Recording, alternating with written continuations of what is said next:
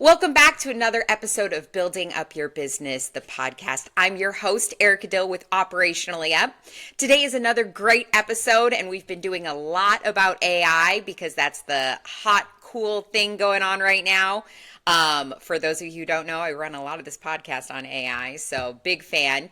But Reed's here today to talk about AI as a sales Copilot and not a replacement, which I think is a great topic to talk about because everybody's worried about AI replacing them. So if you joined us on a previous episode, we talked all about HR and AI, and so sales and AI is a very logical next thing to talk about. Reed, thank you so much for joining us today. Well, thank you for having me. I'm really excited to be here. So Reed is a seasoned marketing and operations leader, former owner of $1 Million Studio, where he built systems that helped creative entrepreneurs and service businesses scale rapidly. His career spans senior roles at Northwestern University, Punch Kick Interactive, and Solstice, where he drove digital strategy, product innovation, and customer growth across industries from tech to higher ed to retail. Now at Market Surge, he engineers business growth machines that connect marketing, sales, and client retention into one seamless system, turning prospects into loyal repeat customers. And he is a very big fan of AI, and he's using it to actually help and what's the word I'm looking for? Encourage, enable. There we go. I knew there was a word there. Somebody enable sales processes through AI. Man, it's one of those mornings. So let's just kick us off in the start. We're talking about sales Copilot and AI. So what does it mean for AI to be a sales Copilot? Well, I think that we can all agree that AI isn't quite making the leap to fully imitating a human. And then in sales, we really understand that people like to do business with other people that they like or that they trust. And so, with those two variables in place, we recognize that there is a limitation of what AI could do in a sales context. And, I think that it applies to a lot of different lines of business, but sales in particular, it's meeting a stranger who wants something from you and is promising to give you something in return. Now, if that, the entity is a robot, like we've seen cases where people will use automated interfaces to make transactions. Like there's certain e-commerce websites, or maybe if you've used an interface at a restaurant where you've typed in your order, so you can recognize that that's plausible. But a lot of times when a company or an organization has a salesperson, it's because they need to help bridge that trust gap.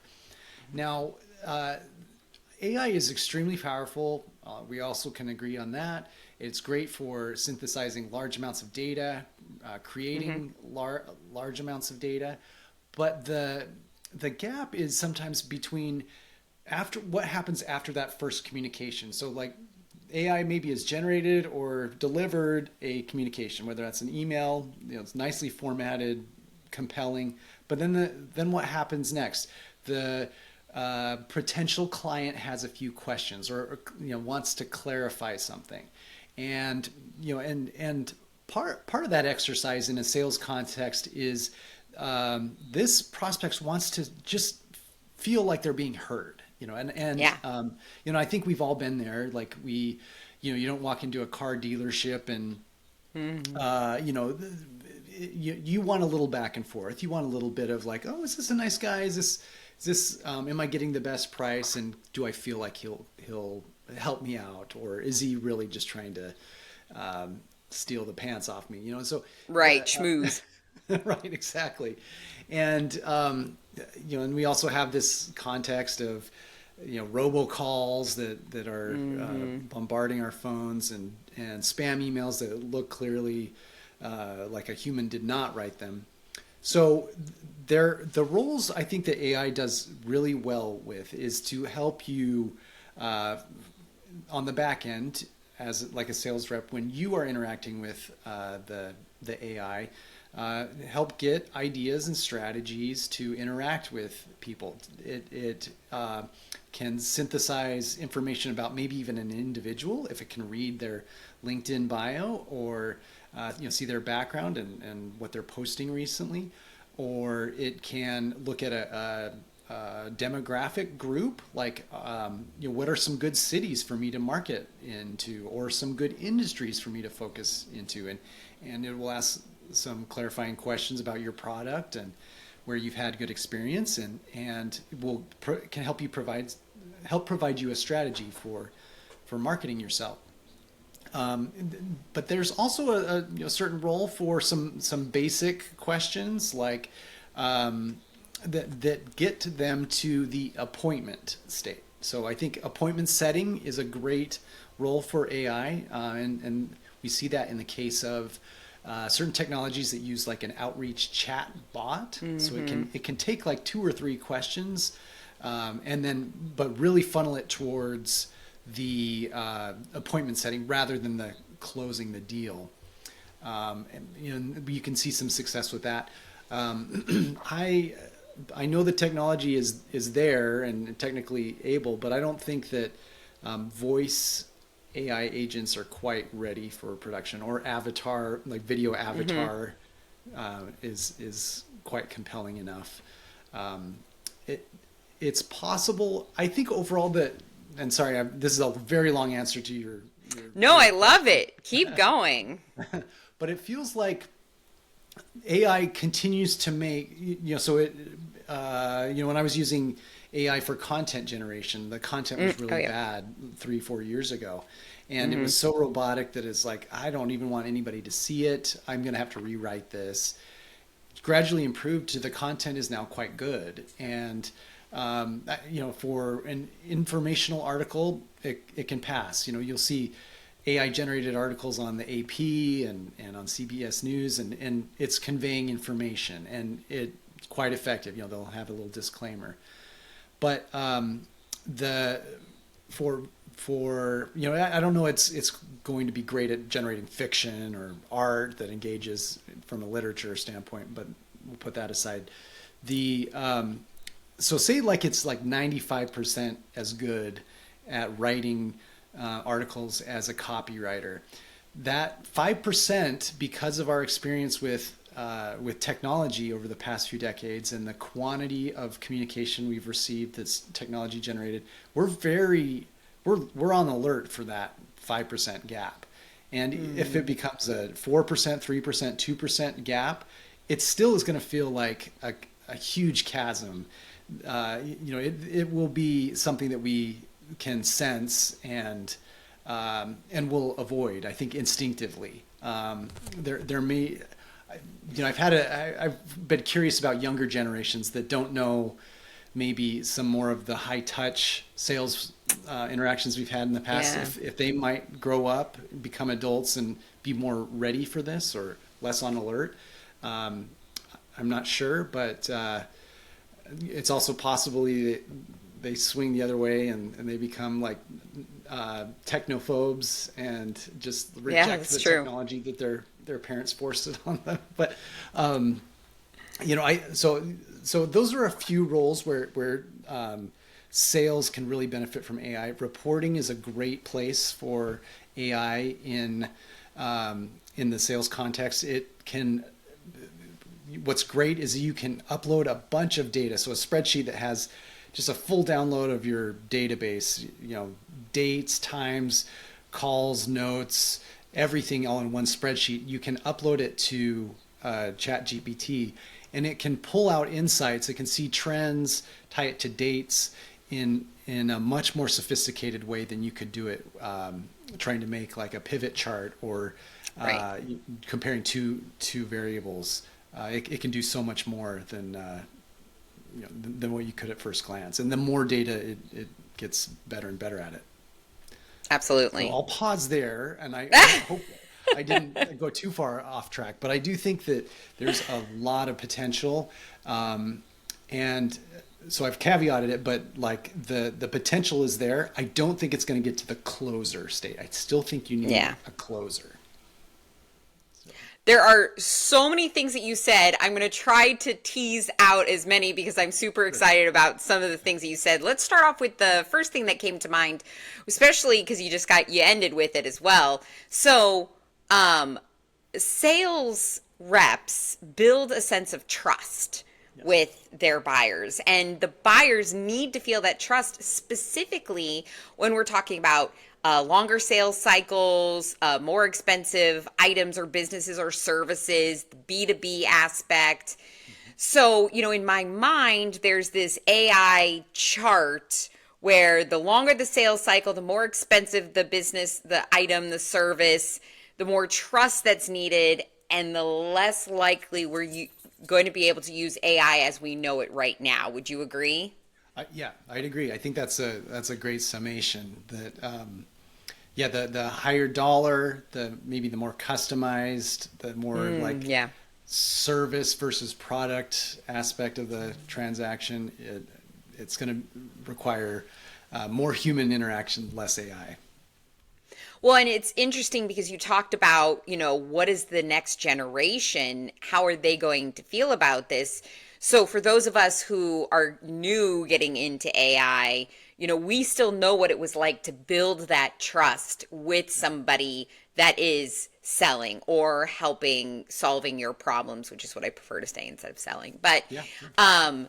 we're used to that old school method. And so it'll be interesting, you're right, to see where that goes. And as people get used to, I think back to people who didn't grow up, who grew up before cell phones, starting to have cell phones, and then without cell phones. Kids this day and age can't put them down. Whereas like if I don't have mine for a couple of hours, I don't go into withdrawals. So it'll be interesting to see. What do you think is because you also mentioned that are they going to just rebel against it completely? What do you think is going to be that tipping point about, our younger generations adopting it versus not? Yeah, it's a great question. I think of, there does seem to be like these cycles that happen over and over, and I think a lot about how I have teenage daughters, and they're very conscious of certain things that maybe I wasn't thinking about, or that I took for granted, and that would be like taking care of the environment. I was really not that was really not on my radar. They are 100% tech fluent, and especially on social media, they understand the vocabulary and intuitively know where to find things on the settings and the phones, and I'm always like marveled, like, did you memorize the user guide? Well, but I think at some point it's going to be, it's possible. So, if we're talking about '08, that was the year my oldest daughter was born. And so she's never really known a world where smartphones weren't a part of Didn't exist, our day-to-day life. And I think at some point it's going to, the utility of these will kind of plateau, like we'll run out of uses for these or something. And that we have, it's just so standardized. It's not novel. It's not, there are enough older people that they don't have to ask younger people for help, younger or older people that have used them their whole lives. At that point, I think the fact that it's mundane will make it, I think that's the point. So I think maybe we're like 1.5 generations away from. Yeah, that makes sense. But having like tech hippies that are just, back to the earth, back to simplicity, pen and paper. People are using digital cameras again. I know. Yeah, which exactly. That's right. baffles my mind. They have these little Polaroids that print them on receipt paper, and Man, everything comes back around again. And I don't want to go down a huge rabbit hole, but one of the things that you mentioned was being environmentally focused. And I've heard a lot of younger kids rebel against AI because of the data centers that are required. I won't go down that because we could probably have a whole episode just talking about that. But I think that's a very interesting point. But to kind of get us back to the whole sales aspect, nowadays it's very common that either for customer service or for beginning sales appointment setting, you're talking to an AI agent. Yeah. And I know for me, sometimes I get very frustrated because I'm like, you're not understanding what I want. And I just start typing things that will get me to somebody as quickly as possible. The good old like 000 or agent. Right. Um, but I think those are starting to get better. And I think as people are getting more used to them, like that's a great way for sales to use them with it. What are some other, you kind of hinted on some other aspects, but do you see those evolving? Do you see more use cases for those AI agents? Yeah, absolutely. So, customer service has been, you know, I think AI has been in use for customer service for a while now, and with a lot of large brands. But I think some of the other use cases. So we've talked about appointment setting, whether it's Right. chat or on your website. Um, I would say that if you had a powerful AI integrated into your CRM that could note like gaps in your timing, like say like, hey, it's been too long on follow up here, and it prompts you to follow up. That's a place where human sales reps often fall down. That they let Yep. the leads get too cold, and if you had an AI that could be either like kind of a listening AI that's listening for social media signals or job change or something, tracking these prospects or promotion, then those kinds of signals would be really valuable to surface to the sales rep, and also just notes from like missed activity and maybe missed opportunities, and how like a news event at the sales rep's company could match well with an event in the prospects industry. So I think there's a lot of potential there. The reporting, like I said, there is so much data that we're collecting, whether it's from the traffic from the internet, the industry as a whole, the amount of news that we can aggregate, the individual tracking we can do on their social media activity, email interactions, that could all be synthesized into, like the AI thinking like, hey, I think we're coming on too strong with this client. We're sending too many messages just based on what I understand about this ICP, and or can give you that kind of feedback and coaching, Sure. almost take a role of like a sales manager, but with so many transactions, that becomes more and more valuable, and so by what that results in is a individual sales rep being able to handle a lot more prospects, and cover a lot more accounts. If it has like this AI assistant that's kind of offloaded a lot of the thinking and reminding that a manager used to do, or the sales rep was doing for him or herself, and so I think that kind of enablement is exactly what it should be doing. It's not that last mile getting the contract signed. Yeah. I think that's the best role. You mentioned earlier about giving that data on, and you kind of mentioned it again about giving that insight into the customer. And it reminds me of the one system out there. I think the name is Crystal. Don't quote me on that. But it looks into the LinkedIn of the person that it's B2B. So the LinkedIn of the person that you're trying to sell to, and tells you about their personality and tells you, have you used it before? I haven't, no. So Okay.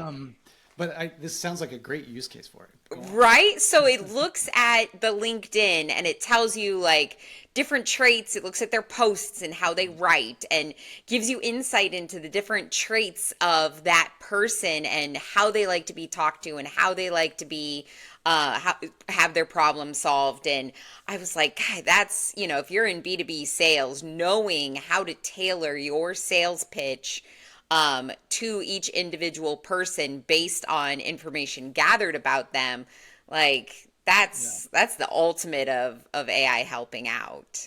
Yeah, absolutely. And yeah, because AI can do sentiment analysis. It Yeah. can read text generated on these posts or in emails and get like we intuit a lot of this, but I think that AI can take in so much more data than we can and cross-reference it against even broader experience than we have, and maybe even do it better than we can. Yeah. Well, I know some of the things that I do, AI can do it way better than I can, and I'm Right. not afraid to admit that. Like I'm good at other things. AI is good at things that I don't need to be good at. Right. Which kind of goes back to what you were talking about is the increased efficiencies of a sales team member and them being able to service more accounts because they have a AI agent or co-pilot that is helping them close more cases by analyzing their data, looking at sales reports. If you didn't have to have somebody, every time looking at data and the sales rep going through, by hand looking at spreadsheets, like that would be brilliant. Do you have, would you mind sharing maybe a use case of where you have seen this really make an impact? Sure. So one of the one of the big problems or big challenges that a lot of companies have is that, so they have a lot of sales representatives, and there's a lot of data that is hard to capture or hard to monitor. Now, here's a very simple use case, but say you've got a call center and a lot of your sales are done by phone, and these conversations are captured. Maybe if you have the right telephony system, they're recorded.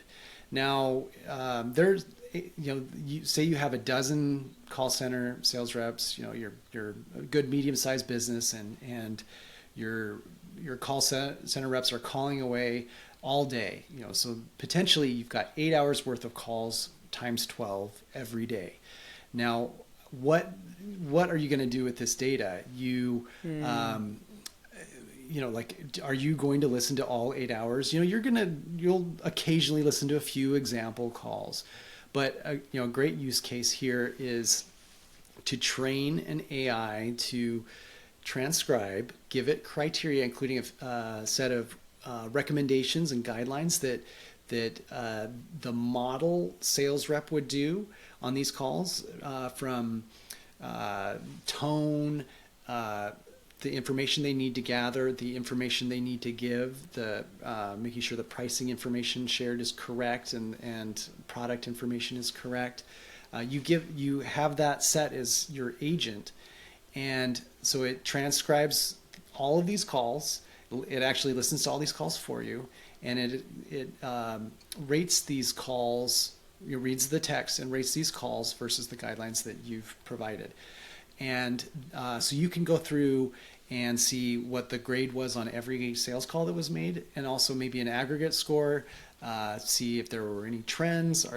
Is somebody getting, is improving over time? Is somebody getting worse over time? They're picking up some bad habits or not enjoying the role.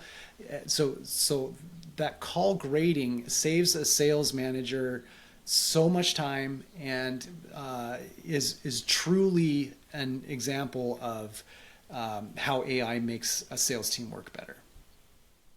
Well, and as a leader, right now, AI can't replace that human interaction that, the conversations the leader needs to have with their team members, right. The encouragement, the training. The AI can do certain pieces, but it's still missing that human element. So by taking all of that work off of that manager, you're really freeing that manager up to do the things that only they can do, which goes Right. back to your whole Copilot conversation. Yeah, and really, it in that case, it is not replacing a human. It is freed up this manager to do his job and not be stuck on endless calls or Yeah. re, reevaluating so many past actions. There's always the problem with sales manager has limited data. He or she cannot be on every sales call, and so has to kind of like form impressions on limited data. But if you were able to truly aggregate it, that's been a missing piece for sales teams for a long time. Is just you can't cover everything, but Yeah. AI really empowers that. Yeah, love that. So we're talking about using AI as a sales co-pilot and not replacing the sales rep. And we kind of talked about younger generations growing up in this AI world. What type of advice would you give a younger professional looking to get into the sales industry and how they could really differentiate themselves and yet work with AI technology to still show their value? Yeah, that's a great question. The first is to get very familiar with AI. I don't think that's going to be a challenge for many young people. They're pretty fluent in how to use it, but to test it and see if it can generate scripts that help and test those out.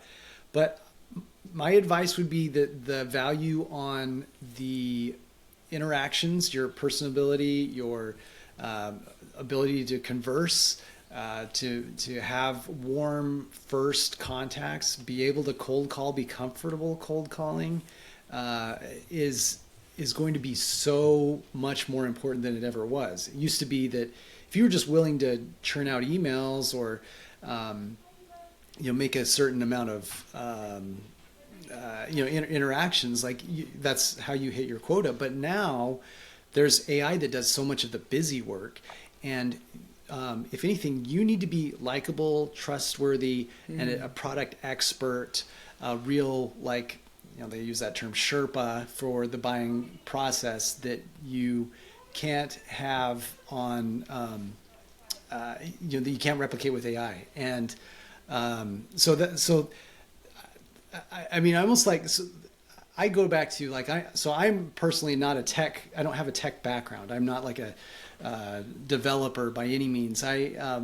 My major was Italian, and I was like, and I thought like I was going to go into international work, business, or law or something. Ultimately, I did not pursue that, and ended up in sales. But and sometimes I often felt bad that maybe my technical skills were lacking in a software sales environment.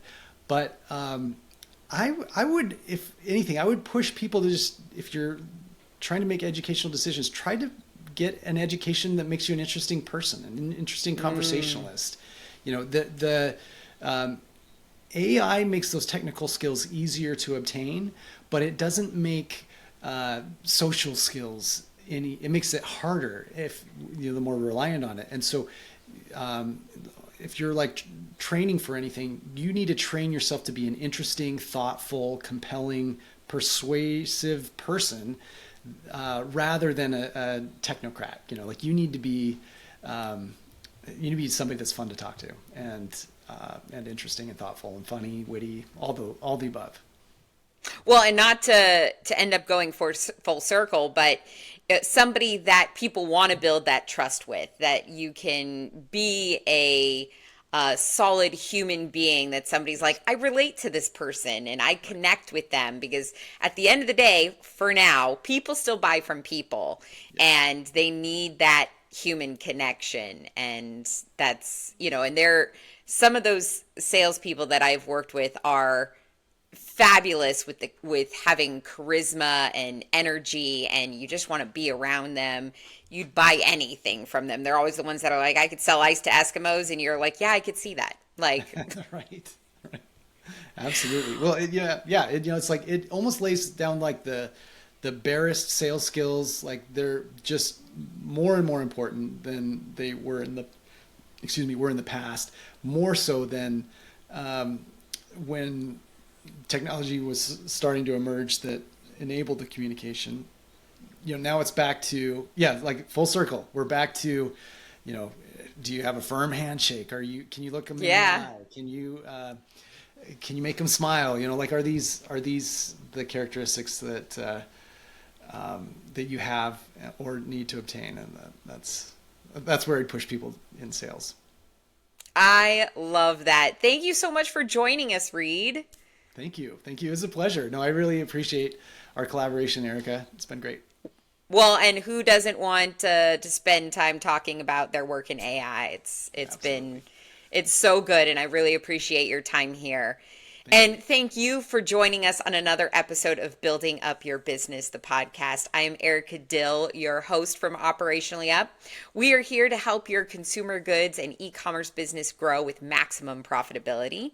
Building Up Your Business will be back in another 2 weeks with another great episode. So until then, remember, from bombs to order fulfillment, marketing to taxes, learn the stuff from the pros before you step in it. We'll have another pro and we'll see you there soon. Have a great day.